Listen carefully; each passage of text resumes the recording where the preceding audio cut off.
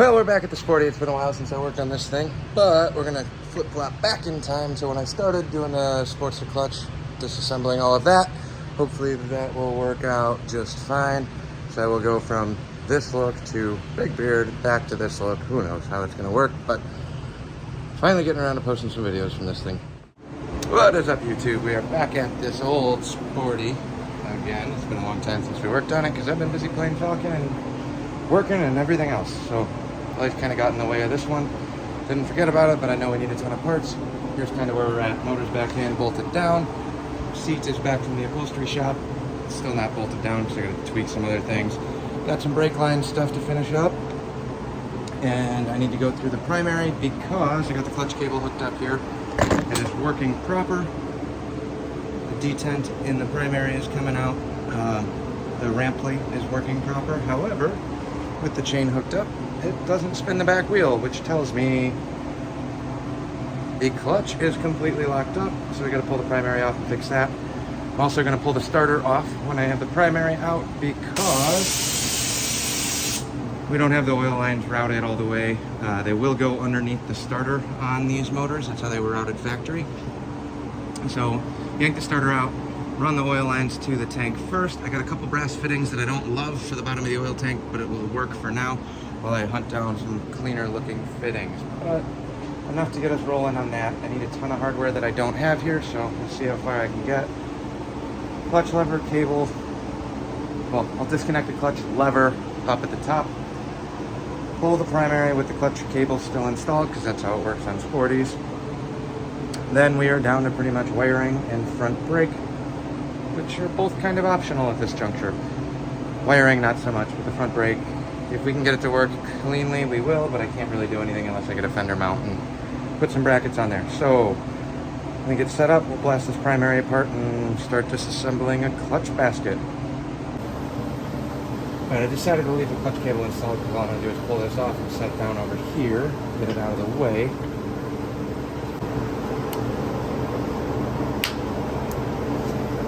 Unfortunately, all of the primary stuff is glued on. Hopefully it sticks to one or the other.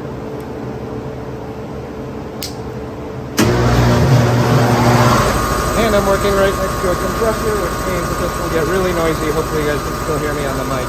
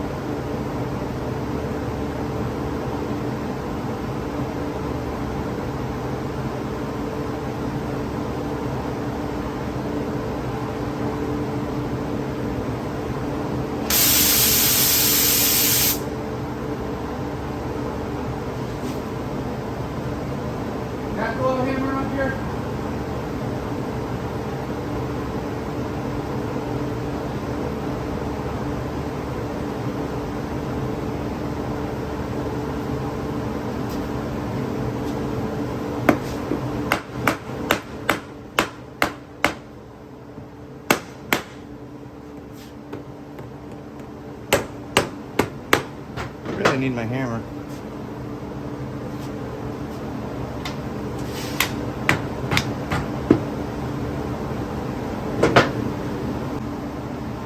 Alright, so just gave it a couple whacks with the hammer prior to loosening the last push rod adjuster because I wanted to free up some of that glue, which actually did work. Now, cover is free and gasket stayed in place, just like I was hoping it would.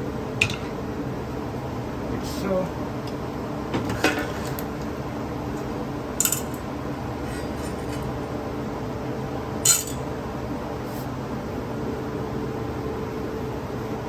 Now on the inside of the clutch, basically what I'm thinking is happening is the actual discs on here are completely stuck shut. Kind of tends to happen if they sit for a while with the primary off or exposed. Basically the clutches just kind of glue themselves together and don't separate when you engage the clutch. So I'm going to figure out how to take these baskets off. I've never actually done it on an Evo, but we'll start digging in and see what we get.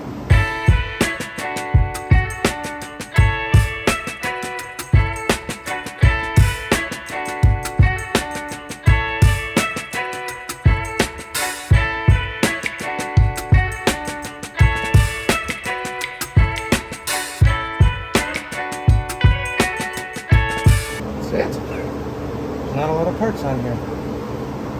Okay, well, here's the clutch basket, and as predicted, got movement on 2 or 3 of these, but a ton of them are completely, these 2 are completely locked. They'll free spin, but they are jammed up.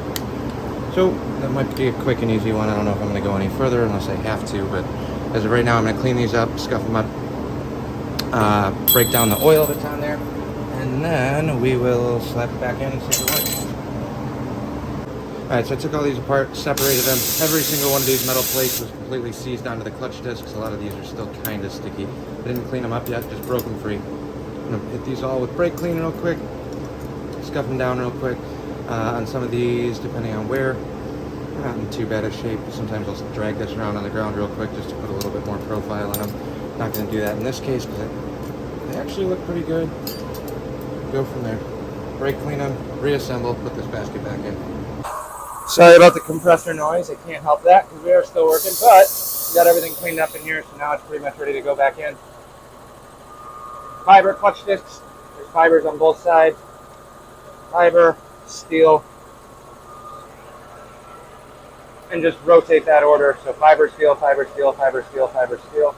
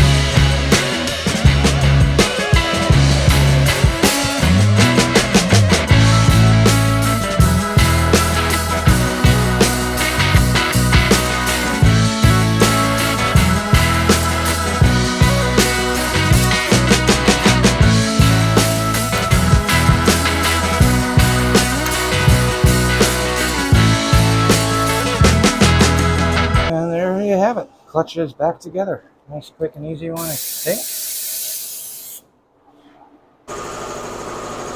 Well, YouTube, it is finally the day we're going to be working on this stupid Evo Sportster that I've been forgetting about forever. I need to make a tool for the clutch. I have this, which is too big for a stock sporty basket. So, too big. I'm going to have to make something to compress that diaphragm on the clutch. Unfortunately, the air compressor is going, so I'm going to be working right next to that all day, which is terrible for me and for you. Other than that, we got the chain on, motors in, lots of buttoning up, some wiring stuff to finish up, drill and tap the frame for the gas tank, all sorts of little odds and ends, but the goal is to get this pretty much ready to fire up today, if I can. So we'll kind of see how that goes as we progress. First thing I'm going to tackle is the clutch stuff, then probably run to the parts store and grab some hardware that I don't have, but we'll go from there.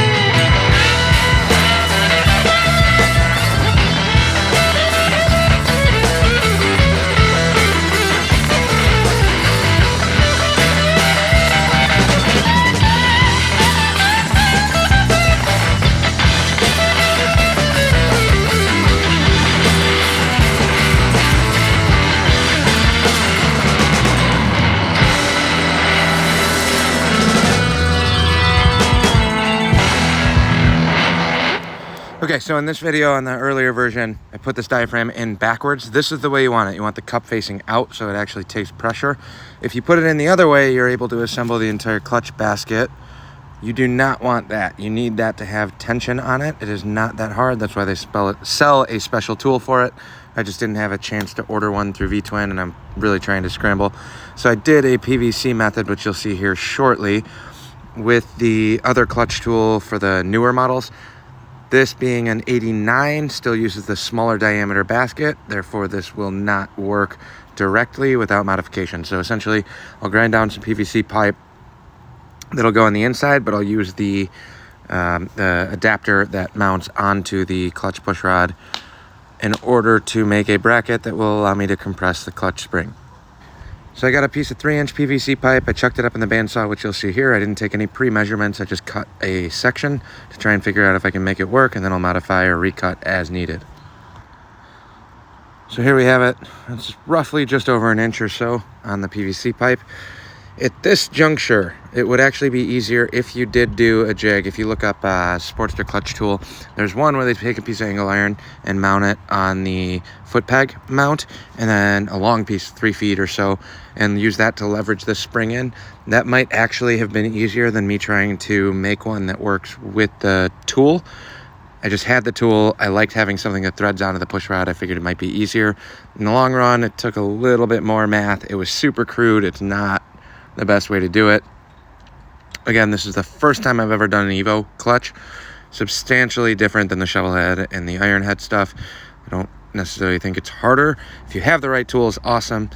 But typically, nobody ever wants to spend 70, 80, 100 bucks or whatever it is for the actual clutch compressor tool. In this scenario, I'm trying to use the new tool, or the tool for the newer model, to work with the PVC pipe. It's not going to work. It will compress the diaphragm. You can't get the snap ring in. However, the ring being so big on the outside doesn't allow you to actually get inside to push the snap ring into the groove like it needs to be. So I'm letting you watch all of my failures, because these are the kinds of things you go with the first time you do something or you're not really sure what you're doing. Anybody else that does a ton of late 80s, early 90s Evos, this should be a very straightforward experience, but for me, it is absolutely not. This is the newest bike that I've worked on in quite a while. So here I'm trying to line it up on the diaphragm to compress the diaphragm, which I ended up working. Like I said, the snap ring's not going to work the way I want it to, so we're going to jump ahead to that real quick. So here is me trying to use a little pick to compress the snap ring into its grooves. I just do not have enough room to actually make this function and work the way it's supposed to, unfortunately. Like I said, this is a learning curve. I have a buddy of mine doing an 87 Sporty right now too, I think, and he does not have the clutch tool either. So really, I'm just kind of testing, diagging this to see if I can come up with something that will work, and spending more time on this than just doing the angle iron one, because I'd like something that will work a little bit more frequently so I can work on some more Evos.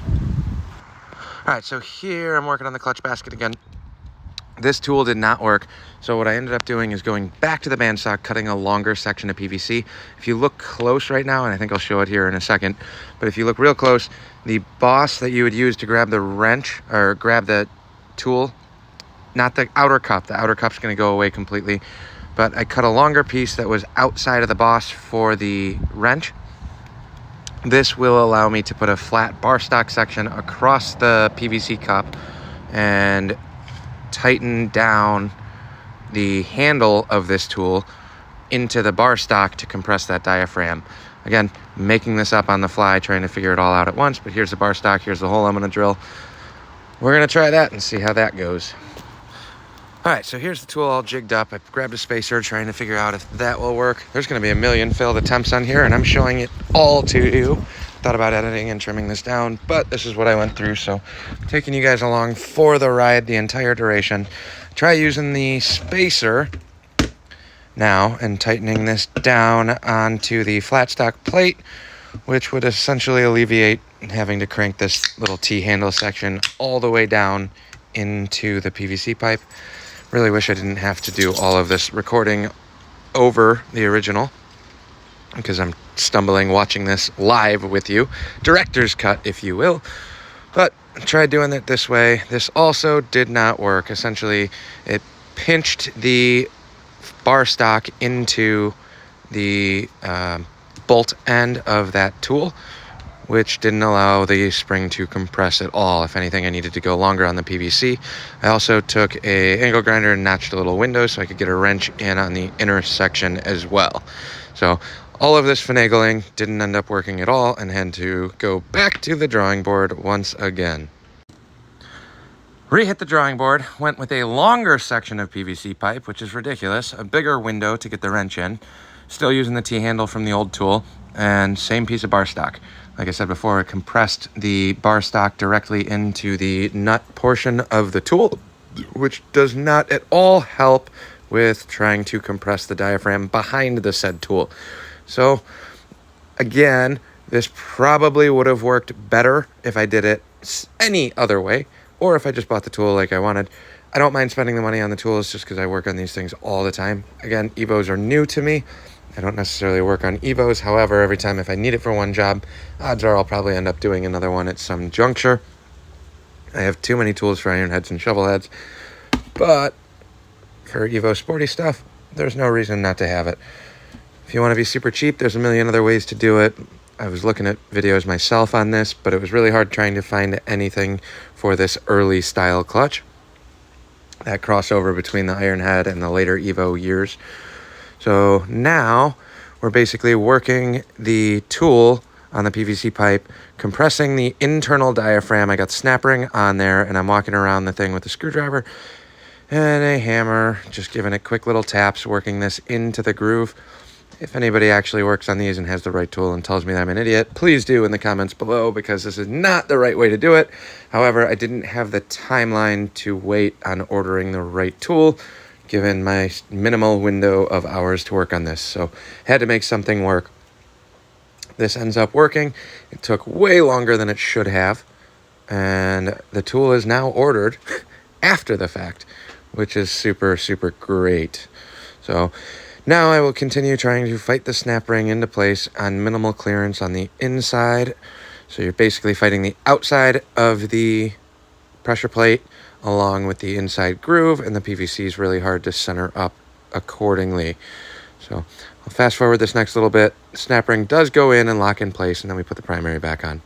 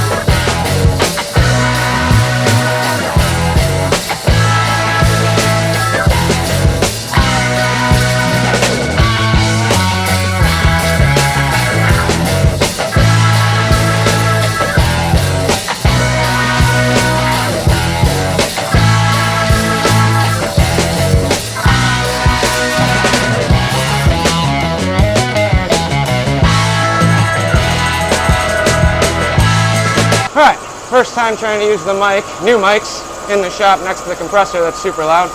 However, we made progress. All of the video that I just looked at doesn't have any audio, so quick recap of what I had to do here.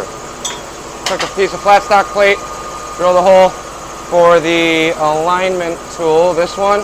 This thread, this side right here, threads onto the clutch basket like so. Do a rough mock-up here. This plate went over on the outside with a PVC spacer on the inside, like so. This is a really big spacer because I'm trying to make it work with parts of the tool that I have for the newer models. It works, not the best. I tried shorter ones and realized it was not going to work with the boss on here to get a wrench on it, and then I realized once this is on, I still need to be able to get a wrench in, so I had to window that. Got this cut. So this will basically sit across the platform like so, and then it'll drive the spring. Oh, it was the other way. You'll see that in the video. I just figured I'd try and re-explain what I was doing. But the snap ring is now in, fully seated. Do make sure that you catch a tooth here. You don't want one edge of these not seated in the clutch. So there's that. Now we're pretty much ready to start doing a quick little cleanup and then throw the primary back in. Alright, so onto the primary. I just rested the cover on here. It's not fully done. I got to double check on some of the clutch stuff on this. Take your tension out of the cable first. So you want no tension on the cable like so. Then I'm going to throw you guys on a tripod. Start putting together all these little clutch doodads on the inside of the motor real quick. Or on the primary. And then we'll be back. So onto the primary. I'm going to throw a little oil on this bushing and seal just to help that slide over the shifter shaft. It is currently in gear, but we can deal with that later.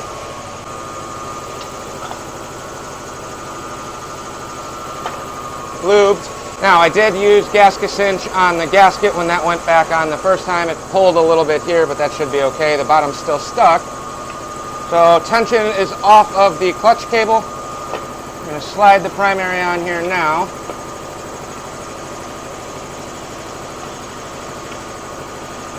On this, make sure you catch that front lip on the bottom side of the primary for the tensioner shoe. I'll go over that later, like so.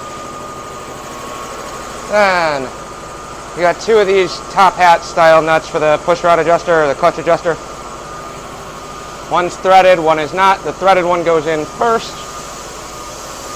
This is going to ride on the clutch push rod.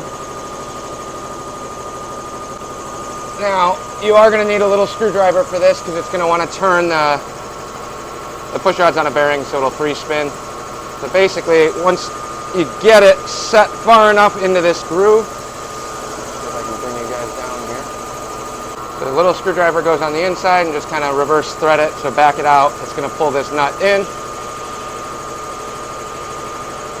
like so. I'm going to go till we're seated. It's going to have to be bolted on too, so I can't really do the adjustment yet. That's fine. But that'll stop this from falling out. Now we're just going to rip the primary bolts in all the way around. We'll do the tensioner adjustments and all those things at the end. Please. I think this is the one size socket that I actually have that's broken. Oh wait, no, I bought a new kit. I'll be right back. I only have a Torx, but that'll work. We're not going to go crazy on the tension here. We're just throwing these in evenly.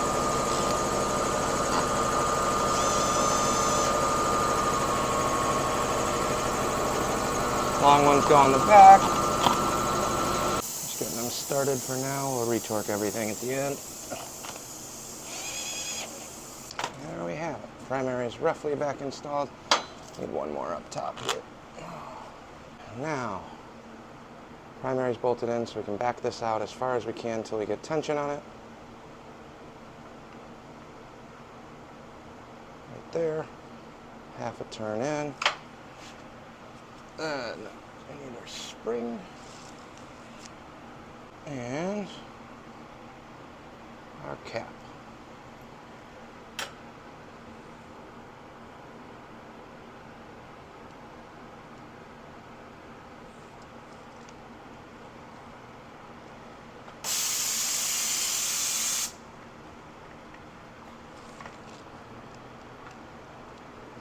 Did want to replace these with a button, but it is what it is.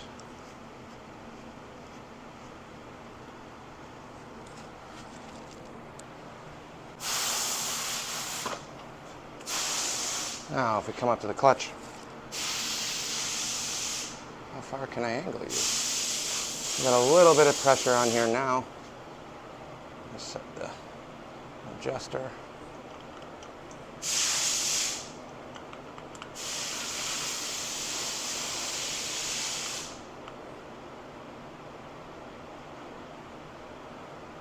Tighten down the jam nut. I'm going to loose set everything here because it's all going to get adjusted again at the end. Got a little bit of play. I don't like running these super tight. If anything, I like them a hair on the loose side personally. Like so. Alright, primary's buttoned up. Clutch is in second gear right now. I'm just going to reach up and pull the lever now that it's all adjusted. If you look at this, second gear, tire is locked. Can't see it, it's off camera. But if I pull the clutch lever, we get some spinning action, just like it's supposed to. Locked up again. So we should be good to go. Now I get to start jamming on the rest of this in the wiring.